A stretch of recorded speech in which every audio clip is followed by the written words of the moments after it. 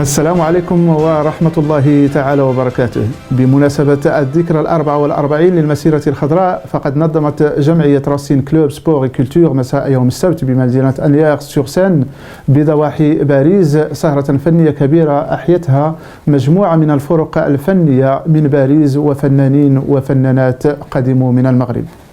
وقد تتبعت الجالية المغاربية فقرات هذه الأمسية الفنية بالمسرح الكبير للمدينة، والذي اعتاد أن يفتح أبوابه للسيد إدريس السباح وأعضاء جمعيته. السهرة سبقتها ندوة ثقافية جمعت مجموعة من الأساتذة ومن المختصين ومن المهتمين بشؤون الهجرة. وقد حضرت هذا اللقاء السيدة سعاد زيري القنصل العام للمملكة المغربية بمدينة كولومب، وعدد من الفعاليات السياسية والاجتماعية وبعض من كفاءات أبناء الجالية المغربية. الندوة اختير لها كعنوان مكانة مغاربة العالم داخل نسق التحولات المعاصرة.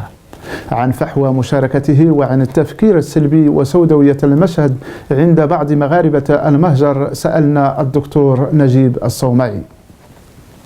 Dans cette conférence, nous avons pu parler des mutations qu'a connues le Maroc dans les 20 dernières années. Parler un peu et faire un voyage surtout à travers le temps pour expliquer et présenter ce que le Maroc a fait sous le règne de Sa Majesté.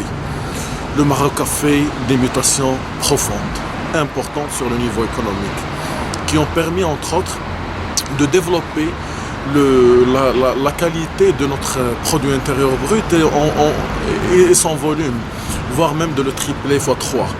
Le Maroc a pu développer son infrastructure, son attractivité économique, la qualité de son climat des affaires. Mais si le Maroc a pu faire des réalisations importantes au niveau économique, et force est de constater que le volet social nécessite plus de travail et plus d'action. Pour cela, nous avons expliqué que le fait de réfléchir à passer à un nouveau modèle de développement présente des opportunités importantes pour notre pays. Ce modèle de développement se veut un moyen pour changer les paramètres socio-économiques de notre pays, pour garantir un niveau de croissance important et la connecter directement avec les réalités sociales. Le Maroc a l'ensemble des opportunités pour se développer. Pour cela, il a besoin de ces jeunes comme au Maroc, comme à l'étranger. Il a besoin des émerauts des Marocains du monde pour qu'on puisse travailler ensemble et garantir un grand niveau de création de richesses et par conséquent garantir l'épanouissement du peuple marocain. Bon, on est tous d'accord en fait sur ces atouts, ces avantages que présente le Maroc, ce climat d'investissement. Mais par contre, quand vous avez voyagé à travers l'Europe, est-ce que vous n'avez pas constaté qu'il y a un état d'esprit en fait qui commence par malheureusement qui va vers le négatif? Non. Le négatif est partout dans le monde maintenant. Après la crise, après les crises économiques qui touchent l'ensemble des pays du monde dans l'histoire, il y a un négativisme qui perdure pendant 13 ou 14 ans jusqu'à 20 ans. Mais il est important de dire qu'au Maroc, heureusement que le niveau de négativisme n'a pas atteint d'autres niveaux comme des pays arabes et africains et même européens. Mais maintenant, le négativisme, ce n'est pas le moyen qui permet le développement, mais c'est le travail. Ce qu'il faut faire, c'est qu'il faut appeler à l'engagement, appeler à l'esprit de création, l'esprit de productivité et surtout la volonté de faire mieux pour travailler et pour construire un pays solide. Ça ne passe pas par les stratégies, ça se passe par la volonté du peuple. سي نجيب الصومعي لا زالت لنا معه بعض اللقاءات بخصوص بعض المواضع التي تخص مغاربة العالم. أما عن المنجزات التي حققها المغرب والتي تناولتها في مداخلتها تقول لنا المحاضرة الأستاذة نادية الرحماني. Donc je me suis permise de parler des mutations sociales qu'a connues le Maroc et également j'ai parlé de la place importante qu'occupent les Marocains du monde dans ces mutations. Pour vous dire, en fait, on est arrivé à la résolution suivante qui est que le Maroc a effectivement connu de grandes mutations, la création de grands chantiers, de grandes initiatives, passant par l'INDH, le Conseil consultatif des droits de l'homme, le Conseil des Marocains du monde, d'autres instances de médiation. Beaucoup de liberté d'opinion. On a aussi assisté à de grands pas culturels sur plusieurs plans. Sur le plan de l'éducation aussi, le Maroc a connu des progrès, mais il reste à faire beaucoup de choses. Seulement, nous nous réjouissons du fait qu'il y ait plus de filles dans les écoles. Nous nous réjouissons aussi que la généralisation du préscolaire est en marche. Aussi, sur d'autres plans, je dirais que la condition féminine a connu beaucoup de progrès. Comme je l'ai cité, les femmes marocaines peuvent désormais donner la nationalité à leurs enfants, même lorsqu'il s'agit d'un mariage mixte. Aussi, le code de la famille a beaucoup changé. Les femmes maintenant sont passées à la 6e vitesse pour réclamer la parité et à travers le signe que je porte, parité d'Aba, le Monasafa d'Aba.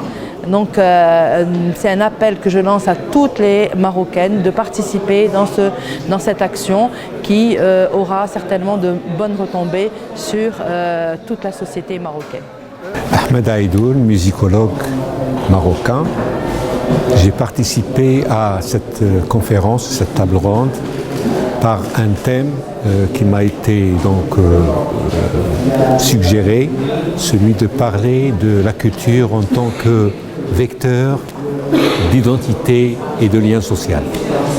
Donc j'ai commencé par poser la grande problématique, celle de la contribution de la culture en tant que norme de comportement, en tant que connaissance, en tant que substrat de l'intelligence humaine, à faire changer les choses en termes d'identité, en termes de lien social.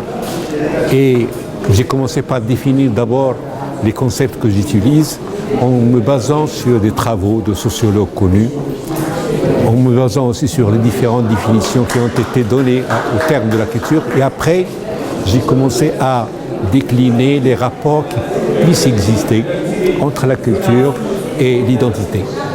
Sachant que cette identité, maintenant, elle se place dans un univers qui est largement, qui dépasse largement le local.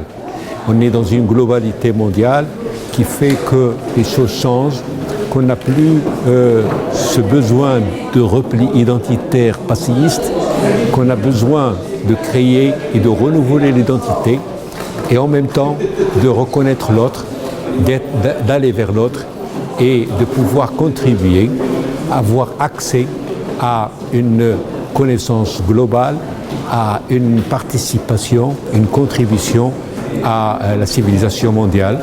Et ça a des répercussions justement sur la cohésion et sur, si vous voulez, la naissance d'un homme nouveau, d'un citoyen nouveau qui, tout en s'attachant à son identité et à son parcours et à son récit historique, il arrive quand même à s'intégrer à la réalité mondiale.